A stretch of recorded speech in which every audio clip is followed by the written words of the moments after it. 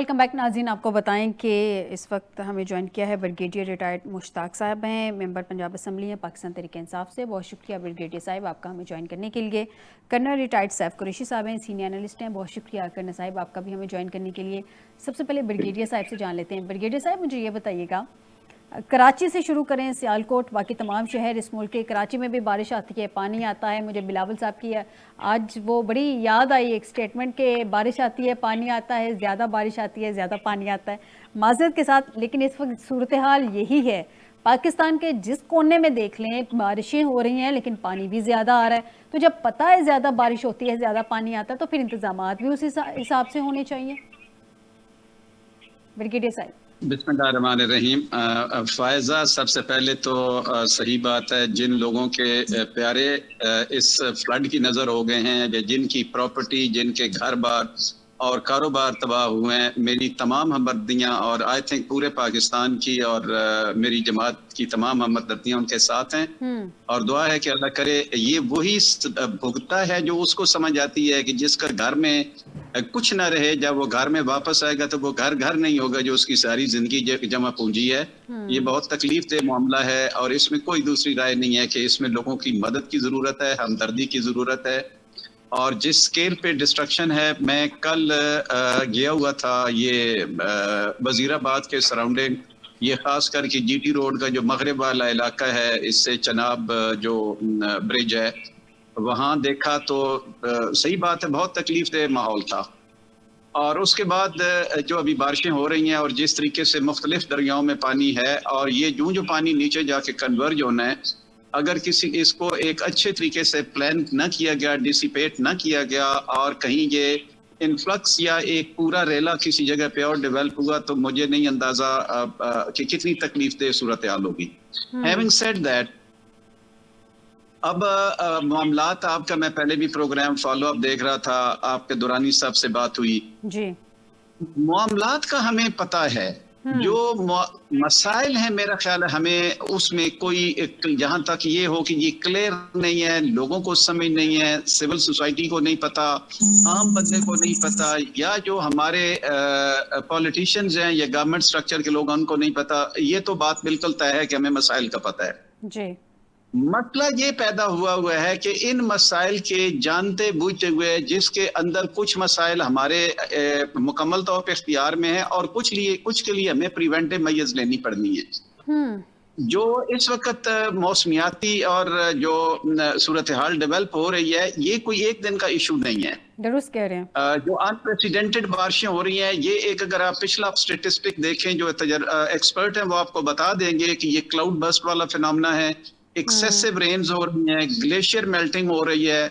और हमारी सबसे बड़ा इशू ये है पाकिस्तान के अंदर कि हमारे पास जो टाउन प्लानिंग है, खास करके हमारे जितनी अर्बनाइजेशन हो रही है, और मैं बार बार रिक्वेस्ट कर रहा हूँ, मैंने यकीन असेंबली के ऊपर, ये फ्लोर के ऊपर हम तो बात ही कर सकते हैं कि ये जो रैपिड अर्बनाइजेशन आप कर रहे हैं, खास करके लाहौर की है, गुजरांवाला है, सियालकोट है, या कल फैसलाबाद है, मुल्तान है, खुदा का वास्ता है इससे बाज आ जाएं। ये हमें क्राइम्स के अलावा, जराइम के अलावा, सोशल इकोनॉमिक तबाही के अलावा, ये हमारे लिए एक जो एनवायरनमेंट का डिजास्टर बनता जा रहा है, लेकिन हमारी तवज्जो ही कोई नहीं उस तरफ। हम मतलब क्या करें? अभी भी आपने थोड़ी देर पहले दुरानी साहब आपको कह रहे थे कि हम 70%, मैं यकीन से आपको कह रहा हूं कि 60% कम अज कम जो बजट है पूरे पंजाब का, वो हम सिर्फ लाहौर पे लगा रहे हैं। हम लाहौर को, जब आप सारा बजट वहां पे लगा देंगे, शहरों की अर्बनाइजेशन गवर्नमेंट खुद करेगी, तो लोग बेचारों ने तो वहां पे आना है। लेकिन ब्रिगेडियर साहब, अगर हम लाहौर पे 60% बजट लगा रहे हैं, ब्रिगेडियर साहब अगर हम लाहौर पे 60% बजट हमारी गवर्नमेंट लगा रही है, तो उस 60% बजट का फायदा क्या है? रावी तो आज भी डूबा पड़ा है। रावी के इर्द गिर्द जो नाजायज तजावुजात हैं, मैं फ़ायज़ा एग्जैक्टली यही बात कर रहा हूँ कि देखें, एक इन्वेस्टमेंट वर्सेस जो लोगों की इंप्रूवमेंट होती है, जो सेफ्टी होती है, जो डेवलपमेंट होती है, उसका एक मैक्सिमम इंडेक्स होता है। अगर उसके बावजूद भी आप सारे का सारा पैसा एक जगह पे लगा दें, आपको फायदे की बजाय उसके नुकसान आना शुरू हो जाएंगे, और ये नुकसान हमें आना शुरू हो गए हैं।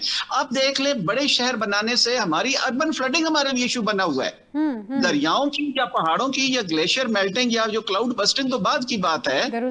ये जो एक लैंड हमने शहर बसा लिया हुआ है, बड़े बड़े कस्बे बसा लिए हैं, कोई ड्रेनेज का सिस्टम नहीं है। Urban flooding itself is becoming a major cause for the people of Punjab. तो ये इशू हमें क्लियर है। हमें कम से कम एक तो हमारे रिजर्वायर का मामला है वो हमें बनाने चाहिए, वाटर स्टोरेज कैपेसिटी हमें मुख्तलिफ दरियाओं पे बढ़ानी चाहिए। दूसरा ये जो अर्बनाइजेशन रैपिड हमने जो मेजर कम्युनिकेशन सेंटर की कर रहे हैं इसको हमें रोकना होगा। और इसका रोकने का आसान सा तरीका जो है आराम से ये है कि आप 2-3 शहर कम से कम पंजाब में ऐसी जगहों पे बसाएं जहां पे ड्रेनेज मामला ना हो। हुकूमत ने सिर्फ 2-3 चीजें वहां पे देनी है, एक एनर्जी प्रोवाइड करनी है, वाटर देना है, और वहां पे एक लोगों को एक देनी है रोड नेटवर्क देना है। आप यकीन साहब, करें आप जो बाकी कह सब रहे लोगों हैं, को आप जो कह रहे हैं वो दुरुस्त है, जी। पार्शली एग्री करती हूँ, लेकिन इट्स ऑल अबाउट प्रायोरिटीज। क्या हमारी हुकूमत की ऐसी प्रायोरिटीज हैं? कर्नल साहिब से जान लेते हैं। कर्नल साहब, मुझे पहले बता दीजिए, डैम बनते नहीं है हमारे यहाँ पे, हर दफ़ा आके वही घिसी पिटी स्टोरी बता दी जाती है कि जनाब डैम की ज़रूरत है, छोटे छोटे डैम्स हम बना सकते हैं, हमारी इतनी कैपेसिटी है, वाटर स्टोरेज का इशू है। उसके अलावा जो आज प्राइम मिनिस्टर साहब ने कहा कि जी आइंदा आने वाले सालों में माहौलियाती तब्दीली के चैलेंज से निमटना होगा, आइंदा आने वाले सालों में चलें ठीक है निमटना होगा। तो जो पिछले साल थे जब आपको वार्निंग्स मिल रही थी माहौलियाती तब्दीली की, तब आप कहाँ थे? तब हमारी गवर्नमेंट्स कहाँ थी? तब क्यों नहीं उन्होंने कुछ किया?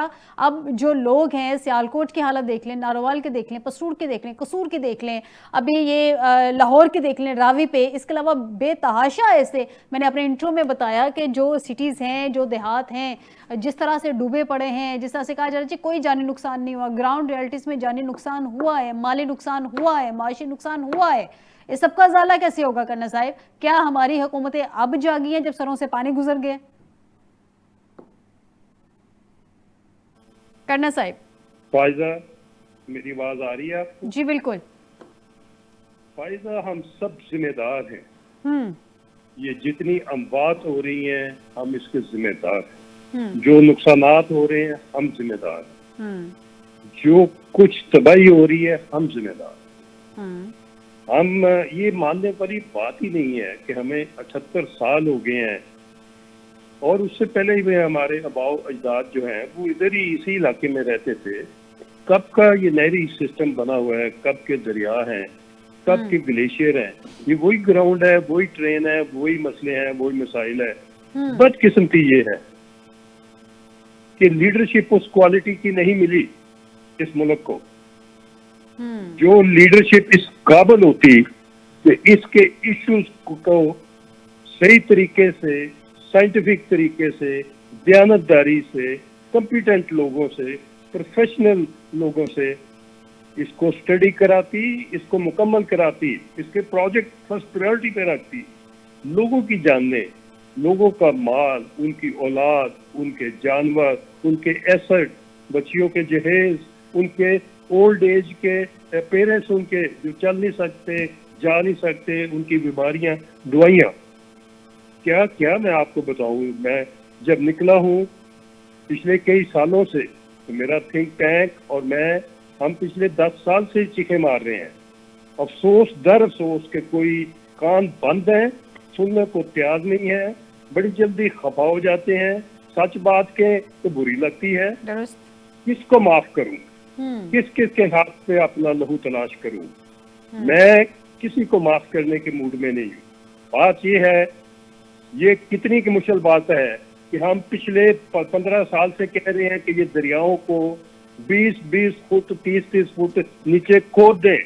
इस दरिया आपने इंडिया को दिए हुए हैं, सतलुज, रावी, ब्यास, जितना, तो इनको आप सजा के, इनको अपने MNA की, NPA की हाउसिंग सोसाइटीज बना के, सरकारी जमीन के ऊपर माल कमा के लुटो और फुटो को बंद करें।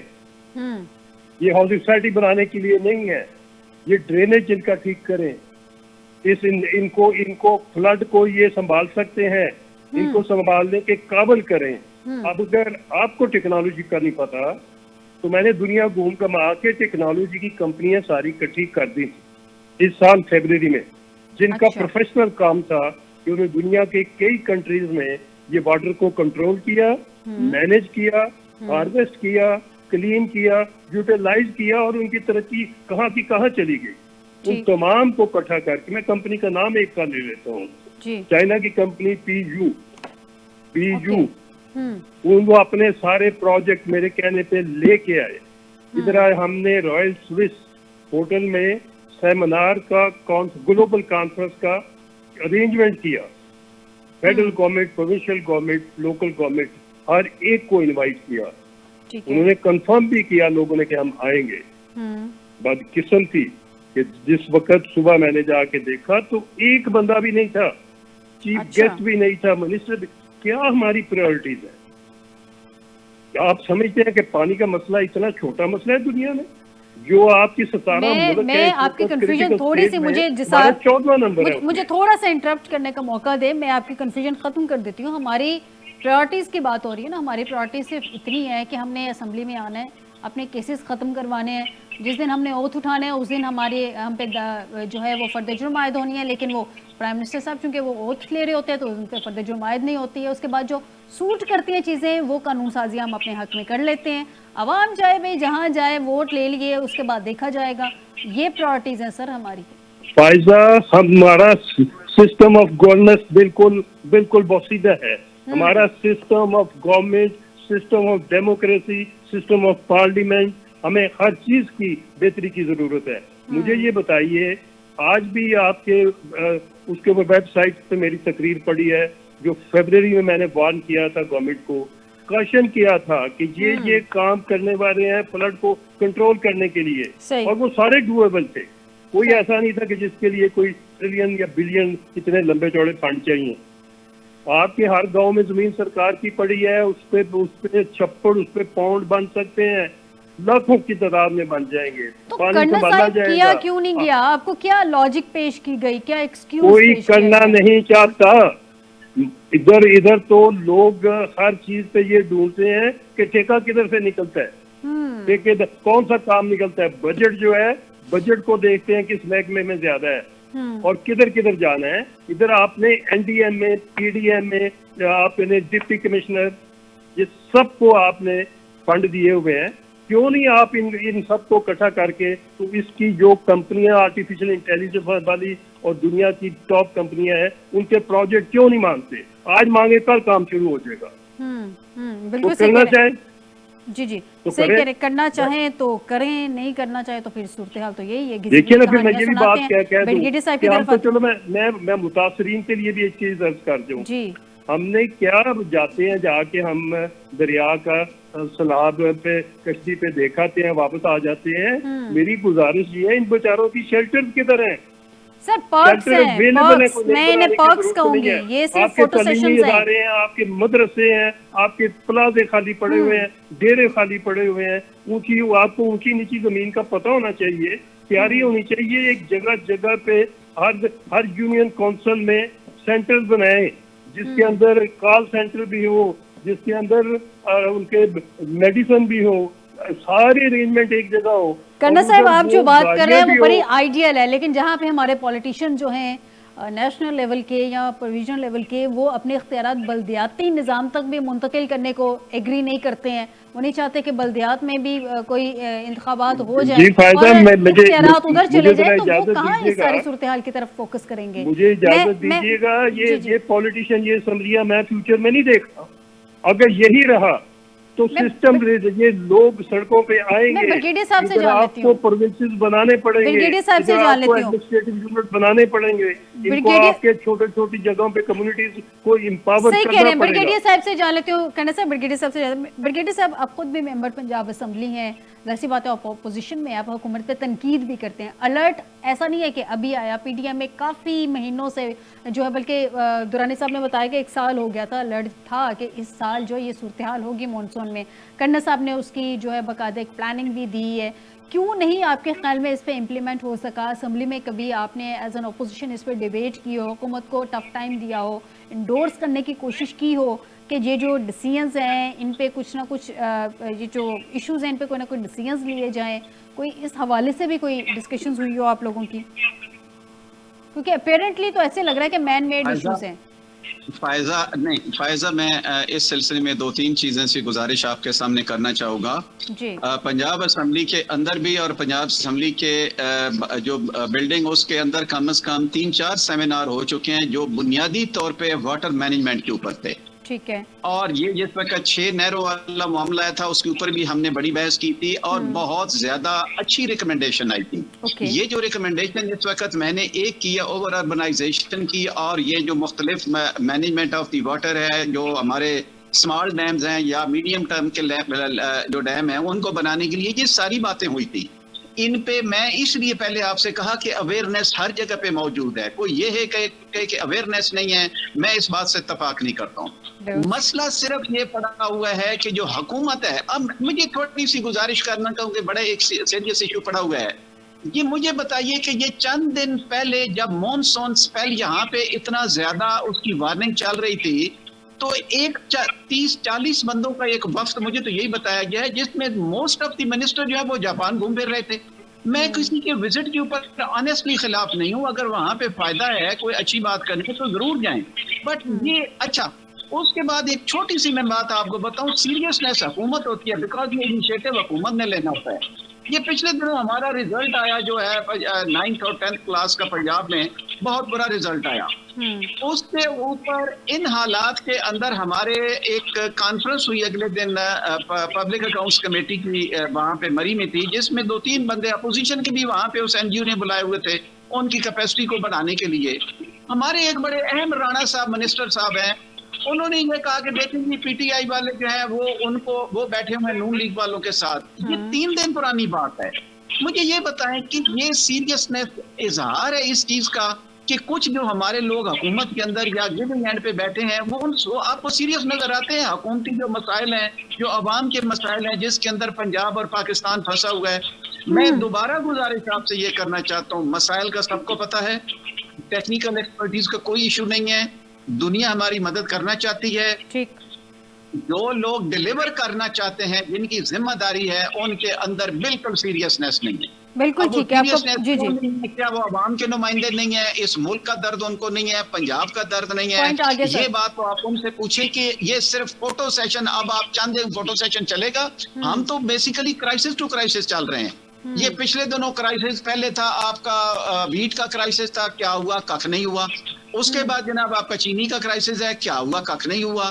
उसके बाद आपका ये आज फ्लड का आ गया हुआ है। उससे पीछे आपके स्ट्राइक्स पे लोग जा चुके हुए थे। यूटिलिटी कॉर्पोरेशन आपने जिस तरीके से भोंडे तरीके से प्राइवेटाइज किया, उसके बाद जब आपने एजुकेशन को प्राइवेटाइज कर दिया, आपने हेल्थ को प्राइवेटाइज कर दिया, हम तो ऐसे लग रहा है जैसे क्राइसिस टू क्राइसिस चल रहे हैं। ये बात आप 5-7 दिन और सुनेंगे, अल्लाह करेगा ये सब सबसाइड हो जाएगा, उसके बाद एक नया फोटो सेशन शुरू कर देंगे। फोटो सेशन तो सर हमारे फोटो सेशन ब्रिगेडियर साहब अभी भी चल रहे हैं, पर्क्स अभी भी चल रहे हैं। बहुत शुक्रिया ब्रिगेडियर रिटायर्ड मुश्ताक साहब आपका, कर्नल रिटायर्ड साहब कुरैशी साहब आपका मुझे प्रोग्राम में ज्वाइन करने के लिए।